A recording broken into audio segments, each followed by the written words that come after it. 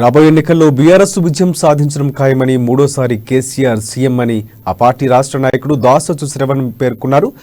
తెలంగాణ భవన్లో ఆత్మీయ సమ్మేళనాలపై సమీక్ష అనంతరం ఆయన మీడియాతో మాట్లాడారు. లీడర్ క్యాడర్ కనెక్ట్ నినాదంతో ప్రజల్లో బీఆర్ఎస్ ఉంటుందన్నారు. గ్రేటర్లోని అన్ని డివిజన్లలో ఏప్రిల్ 20 వరకు ఆత్మీయ సమ్మేళనాలు నిర్వహిస్తామన్నారు. ఏప్రిల్ 14న అంబేద్కర్ విగ్రహం ఆవిష్కరణకు హైదరాబాద్ అంతా సంబరాలు నిర్వహించాలన్నారు. ఏప్రిల్ 27న పార్టీ ఆవిర్భావ దినోత్సవ వేడుకలు ప్రతి డివిజన్లో నిర్వహించాలని కార్పొరేటర్లకు సూచించారు. ఏప్రిల్ 30న సెక్రటరియట్ ప్రారంభం, ఎన్టీఆర్ స్టేడియంలో భారీ బహిరంగ సభ నిర్వహిస్తున్నామని తెలిపారు. ఆగస్టు 16న దళిత బంధు 2 ఏళ్ల కార్యక్రమం ఉంటుందని వెల్లడించారు. ఇక నెల 21న గ్రేటర్ సిటీ నేతలతో జనరల్ బాడీ సమావేశం నిర్వహిస్తున్నట్లు వెల్లడించారు. సమావేశంలో తెలియజెప్పాలా అని చెప్పని నిర్ణయించడమైంది.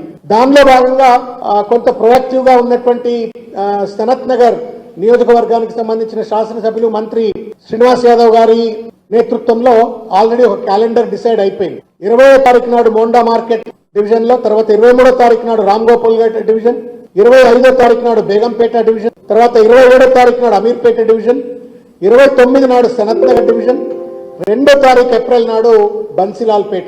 ఇట్లా మొత్తం హైదరాబాద్ పార్లమెంట్, సికింద్రాబాద్ పార్లమెంట్ లో ఉన్న ప్రతి డివిజన్ లో కూడా డేట్స్ డిసైడ్ చేసుకొని, వెన్యూ డిసైడ్ చేసుకొని, బాధ్యులను గుర్తించి పెద్ద ఎత్తున మహిళలను, విద్యార్థులను, యువకులను, కార్మికులను అందరినీ కూడా భాగస్వాములు చేస్తూ, పథకాల లబ్ధిదారులను కూడా భాగస్వాములు చేస్తూ ఒక పండుగ వాతావరణంతో, కుటుంబ వాతావరణంతో